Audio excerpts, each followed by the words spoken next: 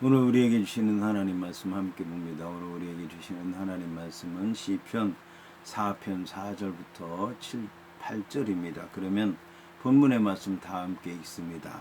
너희는 떨며 범죄하지 말지어다. 자리에 누워 심중에 말하고 잠잠할지어다. 셀라. 의의 제사를 드리고 여호와를 의지할지어다. 여러 사람의 말이 우리에게 선을 보일 자 누구뇨? 하오니 여호와여 주의 얼굴을 들어 우리에게 비추소서. 주께서 내 마음에 두신 기쁨은 그들의 곡식과 새 포도주가 풍성할 때보다 더하니이다. 내가 평안히 눕고 자기도 하리니 나를 안전히 살게 하시는 이는 오직 여호와이시니이다. 아멘. 오늘 말씀의 제목은 여호와께서 주시는 기쁨입니다. 그러면 본문의 말씀을 통해 함께 은혜 나누도록 하겠습니다. 이에 본문의 말씀을 보면 너희는 떨며 범죄하지 말지어다. 자리에 누워 심중에 말하고 잠잠할지어다 라고 하는 말씀으로 시작을 합니다. 여기서 너희는 떨라라고 하는 말에 해당하는 라가즈라고 하는 말은 분노한다라고 하는 뜻입니다. 따라서 본문은 너희는 분노함으로 떨 수 있지만 어떠한 행위를 함으로 범죄는 하지 말아라 라고 하는 뜻을 지녔습니다.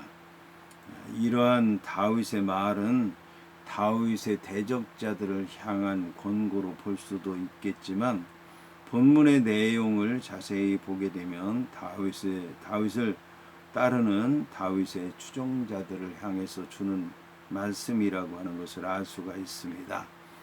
이것은 이제 다윗이라고 하는 사람의 대적자들은 이미 다윗이 하는 얘기를 듣지도 않을 거고 받아들이지도 않을 거고 다윗이 하는 얘기대로 따라오지도 않을 것이기 때문에 다윗이 그 사람들을 향해서 한 얘기라고 보기는 어렵다라고 하는 것입니다.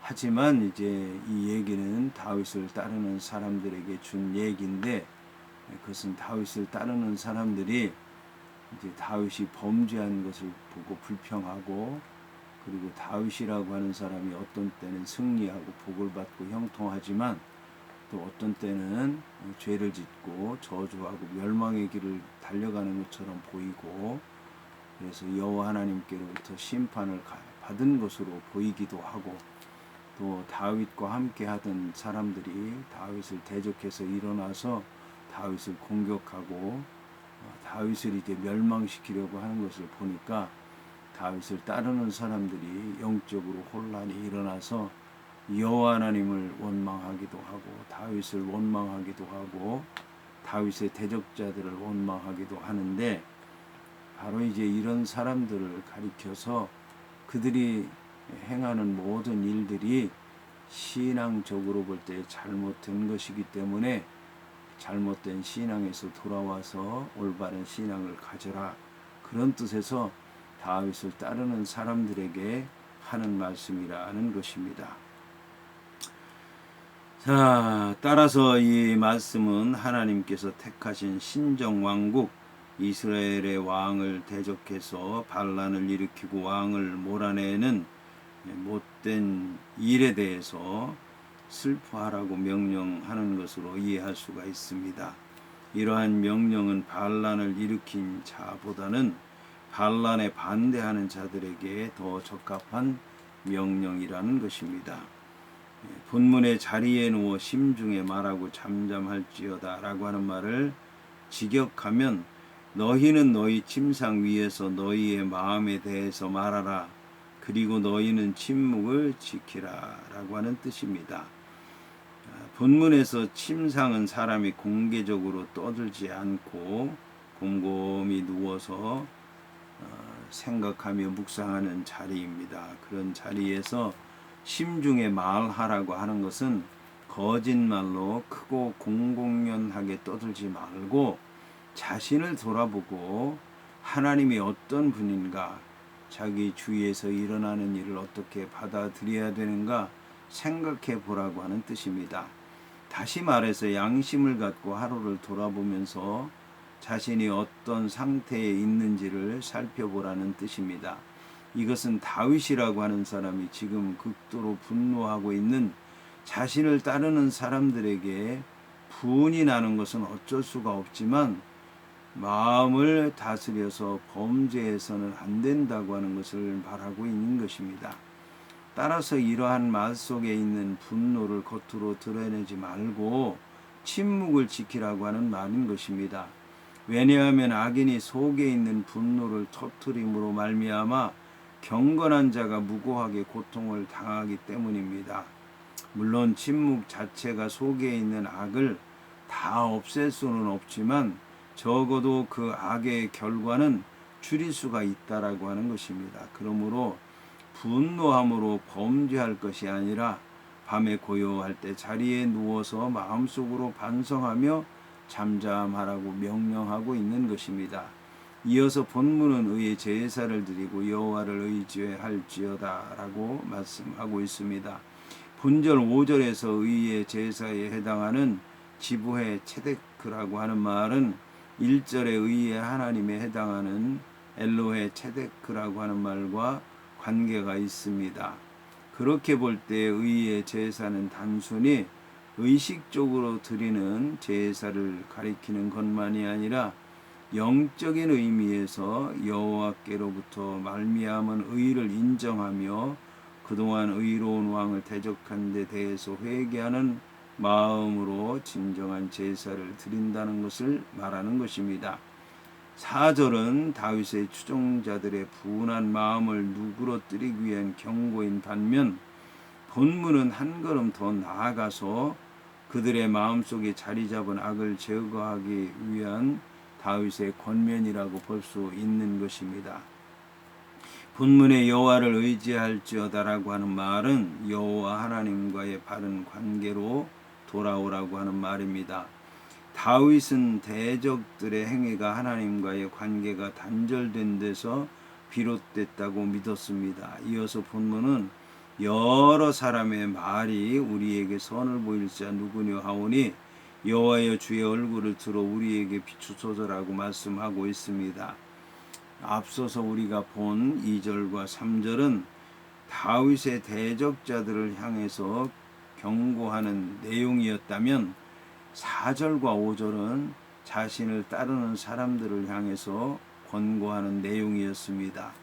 이제 본절 6절부터 마지막 절 8절까지는 사랑하는 아들이 반역해서 자신의 목숨을 노리는 절체절명의 위기 상황 속에서도 믿음으로 여호와 하나님을 체험함으로 기쁨과 평안이 넘치는 것에 대해서 하나님을 향해 찬양하는 내용입니다. 여기서 먼저 다윗은 깊은 신뢰의 마음으로 하나님을 바라보면서 자신에게 속한 무리들이 의심하고 회의하는 것에 관해서 말하고 있습니다. 본문에 우리에게 선을 보일 자가 누구냐? 라고 하는 말은 다윗을 따르던 자들 중에서 자기의 운명에 대해서 절망과 의심과 회의를 품은 자들의 연약한 탄식의 말을 다윗이 다시 한번 인용해서 한 말입니다. 이 사람들은 인생에게 좋은 것인 선으로 채워주신 하나님을 바라보지 못하고 다만 자신들이 당한 현실을 보며 절망적인 처지만을 바라보고 탄식하고 있었던 것입니다. 여기서 본문의 여호와의 주의 얼굴을 들어 우리에게 비추소서라고 하는 말은 다윗이 마음속에 일어나는 의심과 좌절을 극복하고 하나님을 바라보았다는 말입니다. 다윗은 눈에 보이는 대적들의 공격을 피해야 하는 동시에 마음속에서 일어나는 의심의 생각들을 극복해야만 했습니다. 이 의심의 생각을 다윗이 물리칠 수 있었던 근거는 바로 여호와 하나님의 말씀이었습니다. 본문의 말씀은 민수기 6장 25절과 26절의 말씀, 여호와는 그의 얼굴을 내게 비추사 은혜 베푸시기를 원하며 여호와는 그 얼굴을 내게로 향하여 드사 평강 주시기를 원하노라 할지니라 하라고 하는 말씀을 통해서 볼 때 제사장이 이스라엘 백성들에게 축복할 때 하는 말과 비슷합니다. 이 말씀을 예배를 드릴 때 다윗이라고 하는 사람은 여러 번 들었을 텐데 다윗은 곤경에 처하게 되자 민수기의 말씀을 기억하고 의심을 물리치게 되었던 것입니다. 그리하여 다윗은 주의 빛이 자기 무리에게 비추기만 하여도 좋은 것이 풍성하게 임할 것이라고 하는 믿음을 갖게 된 것입니다. 이처럼 본절은 아론의 축도인 민수기 6장 24절부터 26절까지의 말씀, 여호와는 내게 복을 주시고 너를 지키시기를 원하며 여호와는 그의 얼굴을 내게 비추사 은혜 베푸시기를 원하며 여호와는 그 얼굴을 내게로 향하여 드사 평강 주시기를 원하노라 할지니라 하라는 말씀을 기억하면서 드린 기도로서 여호와 하나님의 언약적인 축복의 시행을 촉구하는 내용이라고 할 수가 있습니다. 이와 같은 내용을 지닌 본문을 직역하면 여호와여 당신의 얼굴 빛을 우리에게 드소서입니다. 여기서 여호와여 당신의 얼굴 빛이라고 하는 말은 여호와께서 함께 하시는 여호와의 임재를 말합니다. 이렇게 여호와의 얼굴을 비춰달라고 한 것은 아론이 이스라엘 백성을 위해서 복을 빌 때 언급했던 것인데 여호와 하나님의 은총에 대해서 말한 것입니다. 한편 다윗의 기도와 간구와 소원은 다윗과 자신에게 속한 자들의 당시 상황과 긴밀한 관계가 있다고 할 수 있습니다. 다윗은 자신에게 속한 무리들이 여러 가지 환난과 고통으로 인해서 좌절하거나 하나님의 선하신 인도하심을 의심하고 있었던 것과 관련해서 하나님의 얼굴에 비춤이 있을 때 그 모든 것이 다 사라져 갈 것이라고 하는 믿음을 갖고 기도하고 있는 것입니다. 이어서 본문은 주께서 내 마음에 두신 기쁨은 그들의 곡식과 새 포도주가 풍성할 때보다 더하니이다라고 말씀을 하고 있습니다. 본문은 여호와께로부터 좋은 것인 선한 것을 받은 다윗의 감격을 나타낸 표현입니다. 본문에서 다윗이 받은 좋은 것이라고 하는 것은 마음 깊은 곳까지 다다른 큰 기쁨이었습니다.